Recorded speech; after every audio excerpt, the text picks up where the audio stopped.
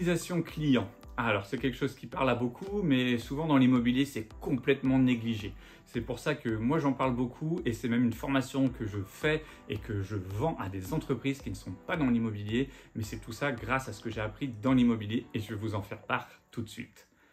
Donc pour ceux qui ne me connaissent pas, je suis Sébastien Rucher, moi je suis conseiller immobilier sur Rennes et la région depuis 18 ans et maintenant j'ai créé cette chaîne Le Mandataire Efficace depuis 3 ans afin de vous donner un maximum de conseils pour que vous puissiez vous améliorer et réussir dans le métier de mandataire immobilier. Donc déjà si ce n'est pas fait, abonne-toi à cette chaîne, like la vidéo et surtout commente et partage un maximum. Une fois cet instant promo fait, maintenant venons-en au fait. Oui, la fidélisation client c'est quelque chose qui est complètement laissé à part.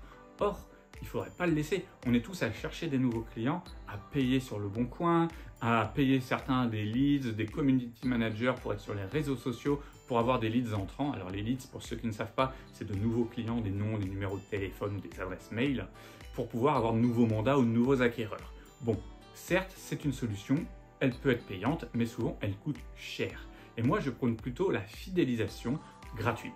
Alors il y a plein de méthodes, je ne vais pas pouvoir rentrer ici dans toutes les méthodes parce que ça serait trop long à vous l'expliquer en vidéo, mais je vais vous donner quand même des idées, des pistes de réflexion et une expérience personnelle que moi j'ai pu vivre. Alors tout simplement déjà, moi j'ai quand même un client que j'ai connu il y a 17 ans qui avait acheté son premier appartement avec moi, il a revendu avec moi, on a racheté un appartement en couple, enfin, il a racheté en couple, hein, il a racheté par mon intermédiaire son appartement et a réalisé 3 investissements locatifs avec moi. Tout ça en une petite quinzaine d'années.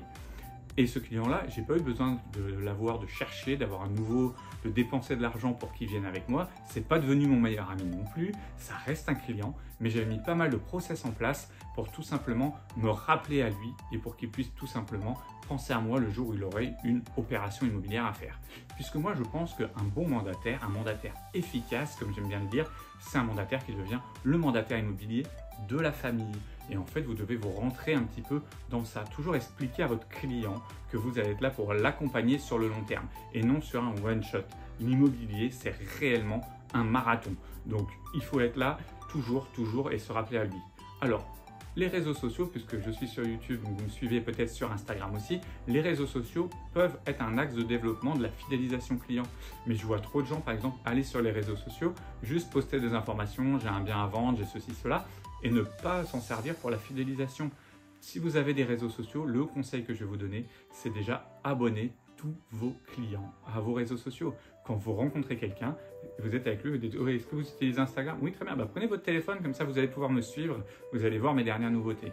Et vous allez voir, ça va vous permettre tout simplement de pouvoir avoir un contact indirect avec un client très régulièrement.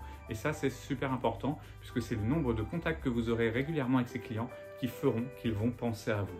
Ça, plus plein d'autres méthodes bien sûr. Donc n'hésitez pas vous à me donner d'ailleurs peut-être les méthodes que vous utilisez pour fidéliser vos clients. Et dites-moi si vous préférez la fidélisation client ou plutôt l'acquisition client et pourra peut-être continuer à en parler. Moi je vais vous faire de plus en plus de vidéos qui vont vous parler de choses que je fais à côté pour d'autres entreprises sur des formations qui sont vraiment sur le minimalisme commercial, sur la fidélisation client, parce que je trouve ça super important. En plus, bien sûr, de la formation immobilière que je fais aussi. Donc, si vous voulez plus de renseignements, vous pouvez prendre un rendez-vous gratuit, un appel téléphonique. Et moi, je vous dis à dimanche prochain pour une nouvelle vidéo. Allez, ciao!